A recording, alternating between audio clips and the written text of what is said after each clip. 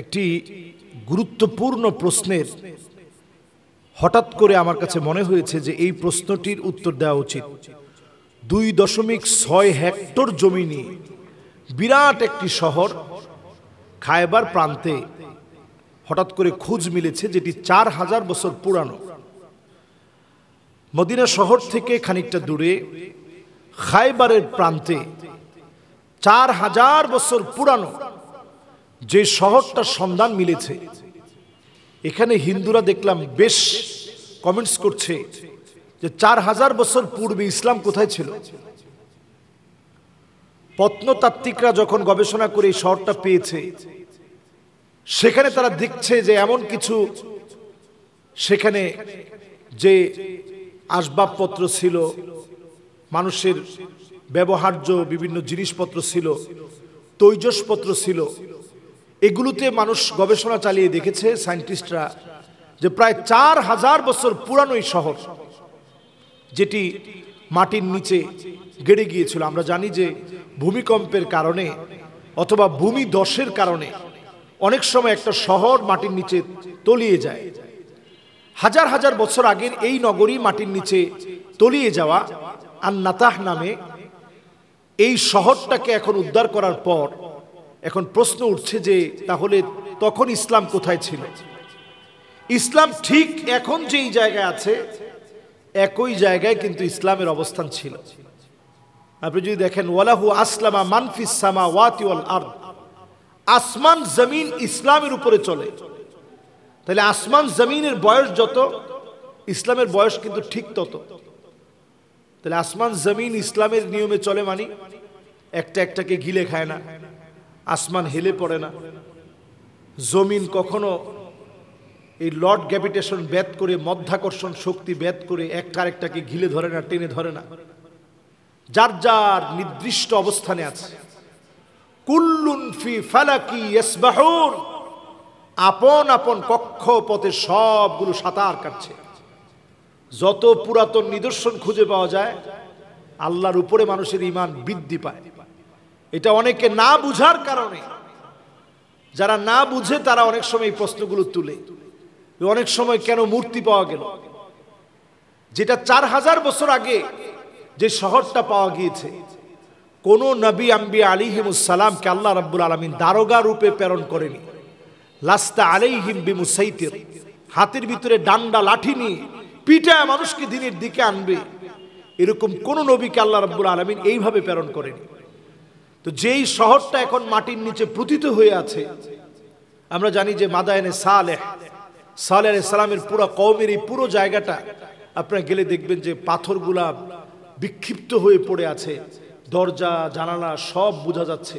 আমি ভিতরে ঢুকে পর্যন্ত দেখেছি যে আমরা যেভাবে হাড়ি পাতিলগুলো রাখার জন্য আমরা যেভাবে আমাদের মতো করে সুন্দর করে সাজিয়ে রাখি, এমনকি এখন ইন্টেরিয়র ডিজাইন করে আমরা শোকেসের মতো বানিয়ে তার মধ্যে আমরা হাড়ি পাতিল রেখে থাকি, আমাদের বিভিন্ন প্লেট, আমাদের গ্লাস এগুলো রাখি। সেই যুগে পাথর কেটে খোদাই করে ইন্টেরিয়র ডিজাইন কাকে বলে, তারা ডিজাইন করে করে কিন্তু সেই সময় রেখেছে। তো ওইখানে গেলেও আপনি অনেক কিছু পাবেন। এরা ছিল আল্লাহদ্রোহী। যারা আল্লাহদ্রোহী ছিল তারা পূজায় লিপ্ত ছিল। সেই সময় তারা বলেছে যে একটা আল্লাহর কাছ থেকে একটা উট নিয়ে আসো, হাযিহি নাকা। সালেহ আলাইহিস সালাতু ওয়াস সালাম উট নিয়ে বললেন যে এটাই সেই উট। 10 মাস গর্ভবতী বিশাল উটান্স, সবাই এর থেকে দুধ পান করছে। সালেহ আলাইহিস সালাম বললেন, খবরদার, এই উটনিকে তোমরা খারাপ হাতে স্পর্শ করো না। স্পর্শ করার পরই আল্লাহ রাব্বুল আলামিন গজব দিয়ে যখন এই উটনিকে মেরে ফেলেছে, আল্লাহ তাআলা তাদেরকে গজব দিয়ে ধ্বংস করে দিয়েছেন। আজও সেই ধ্বংসাবশেষ এখনো আপনি মাদায়েনে সালেহ যান, আপনি সেখানে পেয়ে যাবেন। আল-নাতা নতুন করে যে শহরটা পাওয়া গিয়েছে খায়বারে, এই শহরটা এমনই একটা অংশ বিশেষ হতে পারে যাদেরকে আল্লাহ রাব্বুল আলামিন আযাব গজব দিয়ে ধ্বংস করে দিয়েছেন, মাটির নিচে পুঁথিত করে দিয়েছেন। তো তাদের এখানে যদি দু একটা মূর্তি পাওয়া যায়, এটা মনে করার কোনো সুযোগ নাই যে ইসলাম মাত্র সেই দিনের ধর্ম। আর 4000 বছর আগ থেকে যে ধর্ম ছিল, সেই ধর্ম হচ্ছে সনাতন ধর্ম। বরং আল্লাহর কাছে ধর্ম একটাই, সব নবীদের ধর্ম ইসলাম। ইব্রাহিম আলাইহিস সালাতু ওয়াস সালাম তিনি বলেন, আসলামতু লিরাব্বিল আলামিন, আমি নিজেকে আল্লাহ পাকের সামনে সারেন্ডার করে দিলাম। এই সারেন্ডার হয়ে যাওয়ার নাম হচ্ছে মুসলিম। সব নবীদের ধর্ম এক, সব নবীরা এক তাওহীদের দিকে ডেকেছেন, আল্লাহর উলুহিয়াতের দিকে, রুবুবিয়াতের দিকে ডেকেছেন।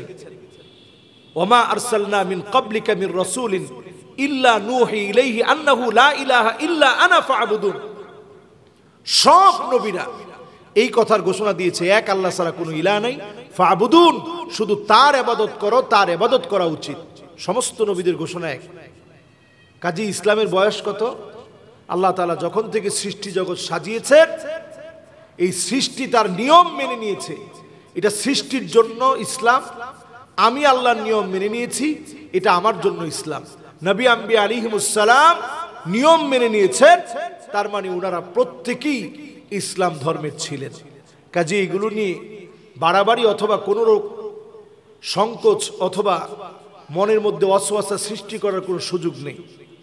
এবং আমরা সনাতন ধর্মের ভাইদেরকে বলবো, আপনারা আরো পড়াশোনা করেন, আপনারা দেখবেন মা তাসিফাতি মা আস্তি, প্রভুর কোনো মূর্তি নাই, ভাস্কর্য নাই। যে ভাস্কর্য নিয়ে আপনারা এত চিল্লাচিল্লি করছেন, এর কোনো ভাস্কর্য নাই। আমি সেদিন একজন হিন্দু পুরোহিতের বক্তব্য আমাকে পুলকিত করেছে। সে বলতেছে, সামান্য একটা পাখি, এইটা যদি আপনি মাটি দিয়া বানায় যদি বাইরে রেখে দেন, একটা কুকুর পর্যন্ত থাপা দিতে আসবে না। এমনকি একটা বাঘ যদি আপনি মাটি দিয়ে বানায় যদি আপনি বাহিরে রেখে দেন, এই বাঘকে দেখে একটা কুকুর পর্যন্ত ভয় পাবে না।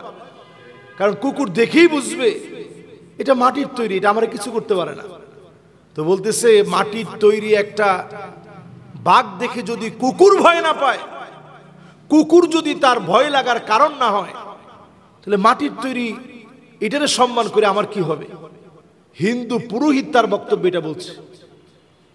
সুতরাং আমি সবার জন্য বলবো, আপনারা যারা ধর্ম নিয়ে পড়াশোনা করেন, ইসলাম সব সময় পড়ার জন্য আপনাকে ডাকছে। শুধুমাত্র আমরা পড়বো তা না, কোরআনুল কারীম সবার জন্য আসছে, হুদাল লিন্নাস, সবাই পড়ুন। যুগে যুগে আবিষ্কার হবে, আরো বেশি মানুষ ইসলামের দিকে আসবে। আল্লাহ রাব্বুল আলামিন আমাদের এই দাওয়াতকে কবুল করুক, ভুল বুঝাবুঝি থেকে আল্লাহ আমাদেরকে হেফাজত করুক। আসসালামু আলাইকুম ওয়া রাহমাতুল্লাহি ওয়া বারাকাতুহু। Noor TV 24, Wind of Peace.